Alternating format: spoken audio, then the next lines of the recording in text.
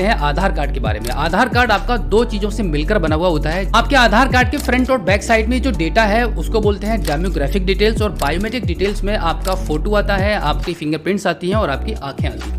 तो अभी हम बात करते हैं कि आपके आधार कार्ड में फ्रंट और बैक में जो भी डिटेल्स है आपकी, उसमें सुधार करने के लिए कौन कौन सी डिटेल में कौन कौन सी डॉक्यूमेंट्स की रिक्वायरमेंट रहती है। आपके आधार कार्ड में सुधार करने के लिए आपके पास कुछ वैलिड डॉक्यूमेंट्स भी होना चाहिए। यहाँ पर मैं आपको कुछ ऐसे सिलेक्टेड डॉक्यूमेंट्स बताने वाला हूँ जो सभी के पास अवेलेबल रहते हैं, जैसे कि आपका वोटर ID कार्ड, आपका बैंक पासबुक, पैन कार्ड और इस प्रकार के जो फेमस डॉक्यूमेंट है जो सभी के पास अवेलेबल रहते हैं। इन डॉक्यूमेंट्स के माध्यम से आप अपने नाम को कभी भी चेंज कर सकते हैं या सही कर सकते हैं। और अगर आपको DOB में करेक्शन करना है तो उसके लिए सबसे वैलिड डॉक्यूमेंट रहता है 10th क्लास की marksheet, PAN card, birth certificate, passport. इन सभी डॉक्यूमेंट्स के माध्यम से आप आसानी से अपनी DOB को चेंज कर सकते हैं।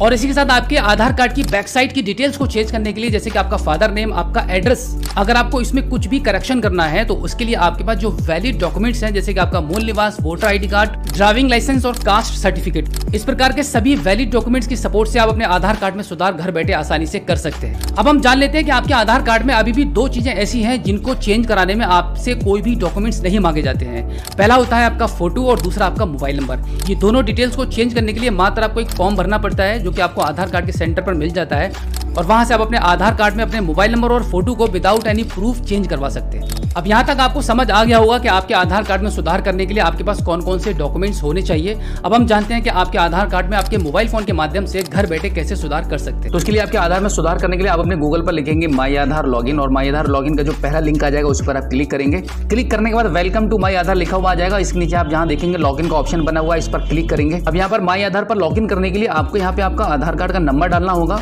और यहाँ पर ये कैप्चा कोड जो आप देख रहे हैं वो यहाँ पे आप फिल करेंगे। एंड उसके बाद लॉगिन विद OTP पर क्लिक करेंगे तो आपके आधार कार्ड में जो नंबर रजिस्टर्ड है उस पर एक OTP चला जाएगा। OTP को यहाँ पे आपको एंटर करना होगा। OTP यहाँ पे एंटर करने के बाद लॉगिन कर देंगे। लॉगिन करने के बाद आपके मोबाइल की स्क्रीन पर देखेंगे माई आधार का जो इंटरफेस है कुछ इस प्रकार से आपके खुल के सामने आ जाएगा। यहाँ पे एड्रेस में चेंजेस करने के लिए आपको एक ऑप्शन मिलता है, यहाँ पे आप स्क्रीन पर देख पा रहे हैं एड्रेस अपडेट। इस ऑप्शन पर आपको क्लिक करना होगा। उसके बाद आप देखेंगे आपके मोबाइल की स्क्रीन पर आपको दो ऑप्शन मिलते हैं। पहला ऑप्शन आपका रहेगा अपडेट आधार ऑनलाइन और दूसरा रहता है हेड ऑफ फैमिली। तो यहाँ पर आपको पहले वाले ऑप्शन पर क्लिक करना है। उसके बाद स्क्रीन पर नीचे की साइड में आप देखेंगे यहाँ पे प्रोसीड टू अपडेट आधार लिखा हुआ है, इस पर आप क्लिक करेंगे।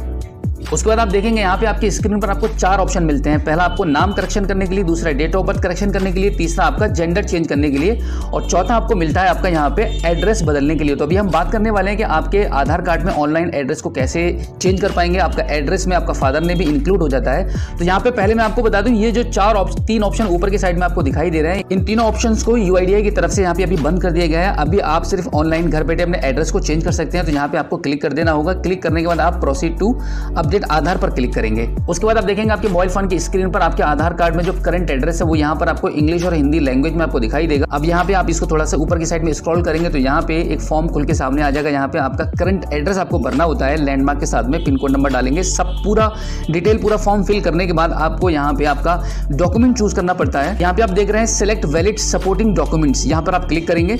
इस पर क्लिक करने के बाद आप देखेंगे आपके मोबाइल की स्क्रीन पर एक लंबी सी लिस्ट खुलकर सामने आ जाएगी। जो डॉक्यूमेंट्स मैंने आपको बताए वो भी इसमें है, और इसके अलावा भी आपके पास इस लिस्ट में जो डॉक्यूमेंट्स हैं वो भी अगर इनमें से कोई भी आपके पास अवेलेबल है तो उसको आप चूज करके आगे बढ़ सकते हैं। अब उसके बाद यहाँ पे जो एरो बना हुआ है यहाँ पर आपको क्लिक करना होगा आपके डॉक्यूमेंट्स को अपलोड करने के लिए। डॉक्यूमेंट अपलोड होने के बाद आप नेक्स्ट कर देंगे। उसके बाद आप देखेंगे आपके मोबाइल की स्क्रीन पर आपका जो न्यू एड्रेस है जो आपने फिल किया था वो यहाँ पर आपको दिखाई देगा। इंग्लिश और हिंदी दोनों भाषाओं में आपको दिखाई देगा। उसके बाद आपको यहाँ पे दो आपको टर्म्स एंड कंडीशन के ऑप्शन मिलते हैं, यहाँ पे आपको ये चूज करने होते हैं। टर्म्स एंड कंडीशन को सिलेक्ट करने के बाद आप यहाँ पे नेक्स्ट कर देंगे। नेक्स्ट करने के बाद फिर से आपको यहाँ पे आपकी टर्म्स एंड कंडीशन को आपको दोबारा से सिलेक्ट करनी पड़ती है, और उसके बाद यहाँ पे आप इस पेमेंट गेटवे को चूज करके इन दोनों में से किसी एक को पेमेंट गेटवे को चूज करने के बाद आप आगे बढ़ेंगे, और यहाँ पे आपका 50 रुपीज़ का पेमेंट यहाँ पे अभी डिडक्ट होने वाला है। अब यहाँ पे मेक पेमेंट पर क्लिक करेंगे। मेक पेमेंट पर क्लिक करने के बाद आपके स्क्रीन पर पेमेंट गेटवे के ऑप्शंस आ जाएंगे। यहाँ पे आपको फोन पे का ऑप्शन मिलता है, गूगल पे मिलता है, और इसी साथ में आपका कार्ड, नेट बैंकिंग, वॉलेट, ये सभी ऑप्शन मिलते हैं। इनमें से किसी भी एक ऑप्शन को चूज करके आप आगे बढ़ेंगे और अपनी पेमेंट को कर देंगे। का पेमेंट सक्सेसफुली होने के बाद आपकी स्क्रीन पर एक इस प्रकार का एक रिसिप्ट जनरेट हो जाएगा, जिस पर आपका एक SRN नंबर होता है, जिसके माध्यम से आप कभी भी अपने इस अपडेशन को ट्रैक कर सकते हैं कि आपने जो आधार में सुधार किया है वो हुआ है कि नहीं हुआ है। वैसे आपका मैक्सिमम 7 डेज के अंदर आपका जो आधार कार्ड है वो अपडेट हो जाता है, और फिर इसी माई आधार वाले पेज पर आकर अपने आधार OTP के माध्यम से लॉगिन करके अपने नए आधार कार्ड को डाउनलोड कर सकते हैं। अब हम जान लेते हैं कि आपके आधार कार्ड के फ्रंट में जो डिटेल्स है, जैसे कि आपका फोटो, आपका नाम, आपका जेंडर, आपका डेट ऑफ बर्थ, अगर आपको चेंज करनी है तो आपको उसके लिए क्या करना पड़ेगा। घर बैठे ये काम भी आप कर सकते हैं। हैं। इसके लिए आपको दोबारा से इसी माई आधार वाले लॉगिन पेज पर आना पड़ेगा। यहाँ पर आप लॉगिन करेंगे आधार ओटीपी के माध्यम से। उसके बाद आप देखेंगे यहाँ पर आपको बुक अपॉइंटमेंट वाला एक ऑप्शन दिखाई देता है, इस पर क्लिक करेंगे और आपकी अपॉइंटमेंट यहाँ से आप बुक करेंगे। आपके आधार कार्ड के एड्रेस में जो भी एरिया पिन कोड नंबर होता है उसके अनुसार आपके एरिया में जो भी गवर्नमेंट प्राइमिसेस में आधार कार्ड के सेंटर चल रहे हैं वहां का एड्रेस आपको मिल जाएगा और अपनी अपॉइंटमेंट को आप बुक करेंगे। अपॉइंटमेंट के बुक करने में भी आपको जो भी चेंजेस कराने हैं वो सब आप एक बार में सेलेक्ट कर लेंगे और अपॉइंटमेंट के बुक कराने में यहाँ पर भी आपका 50 रुपए का पेमेंट डिडक्ट होता है। इससे ज्यादा का पेमेंट आपसे नहीं लेती है गवर्नमेंट। यहाँ पर मैं आपको बता दूं कि अपॉइंटमेंट बुक करने का बेनिफिट क्या होता है कि जब आप अपनी अपॉइंटमेंट को बुक कर लेते हैं तो आपको पहली बात तो यह लाइन नहीं लगानी पड़ती है। एक सिलेक्टेड डेट आपको मिल जाती है, उस डेट एंड टाइम पर आपको आधार कार्ड के सेंटर पर जाना होता है आपके आधार कार्ड में करेक्शन कराने के लिए। सो आई होप आप अच्छे से समझ गए होंगे कि आधार कार्ड में सुधार आप कैसे कर सकते हैं।